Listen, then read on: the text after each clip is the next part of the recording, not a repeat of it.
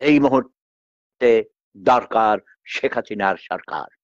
আমি হুকুম দিচ্ছি, আজ এই মুহূর্তে হাসনাত আব্দুল্লাহকে জিরো করে দেওয়া হোক।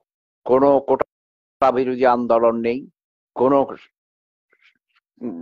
সংস্কার নেই, কোন রকম দরকার নেই।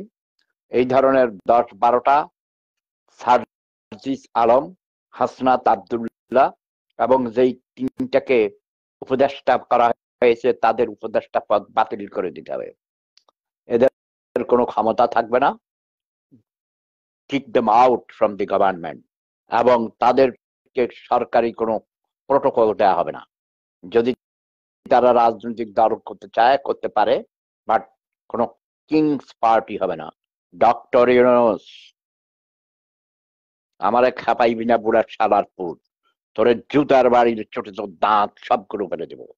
তোর সোনা খাড়ায় না শালার পুত। শেখ হাসিনা ঠিক করেছিল, তোরে লাত্তি মেরে বের করে দিয়েছিল গ্রামীণ ব্যাংক থেকে। এই মুহূর্তে দরকার শেখ হাসিনার সরকার। ইউনূস, তুই ব্যর্থ।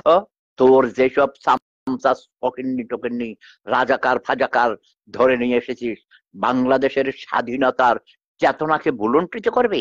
এখানে এখন গভীর রাত, আমি আর শব্দ বোমা মারতে পারবো না, আমার প্রতিবেশীরা ঘুম থেকে জেগে উঠবে। ডক্টর ইউনূসের জাতীয় সরকার গঠন করার লক্ষ্যে নিরপেক্ষ তত্ত্বাবধায়ক সরকার গঠন করতে হবে। জয় বাংলা, জয় বঙ্গবন্ধু, জয় শেখ হাসিনা। এএনপি এবং আওয়ামী লীগ যৌথভাবে আন্দোলন না করলে এই খানকির পোলা ইউনূস যাবে না, যাবে না,